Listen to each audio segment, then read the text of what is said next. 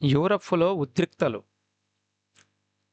Europe ఖండంలో Russia దేశం వాళ్ళ డ్రోన్‌లని పోలాండ్ భూభాగంలోకి పంపించిందని, వాటిని నాటో సేనలు తిప్పికొట్టాయి.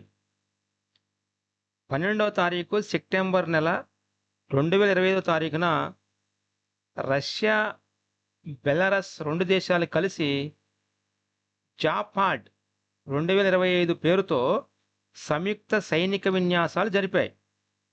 ఇవి 12, 13, 14, 15, 16 తారీఖుల వరకు జరుగుతాయి. దీనిలో G20 దేశాలైన భారత్, బంగ్లా, ఇరాన్ దేశాలు కూడా పాల్గొన్నాయి. అయితే ఈ ఈ విన్యాసాల వల్ల పోలాండ్, లాత్వియా, లిథువేనియా లాంటి దేశాలు ఆందోళన చెందుతున్నాయి.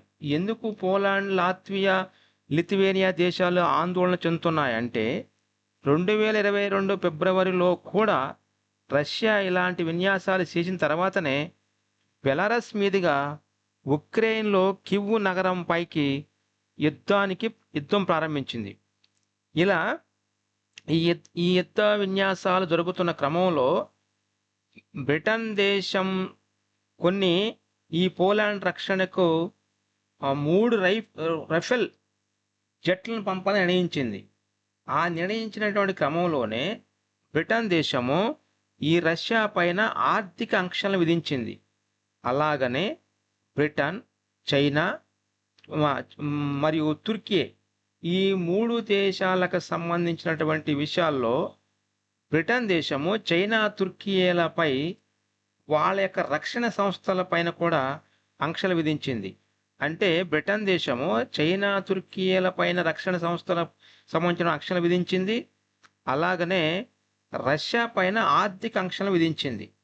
ఇది బ్రిటన్ యువరాజు హ్యారీ ఉక్రెయిన్ పర్యటన సందర్భంగా ఇది చోటు చేసుకుంది.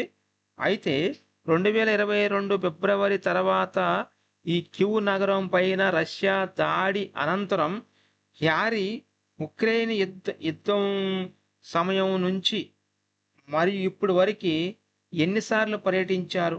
2 సార్లు పర్యటించారు. ఈ 2 సార్లు పర్యటన సందర్భంగా ప్రాధాన్యత సంతరించుకుంది కాబట్టి పోలాండ్ భూభాగంలోనికి రష్యా డ్రోన్లు వెళ్ళటం అనేది నాటో దళాలు జీర్ణించుకోకుండా ఇప్పుడు బ్రిటన్ దేశం కూడా రష్యా పైన కొన్ని ఆంక్షలు విధిస్తూ ఉంది. Thank you. Please share and like SR online academy.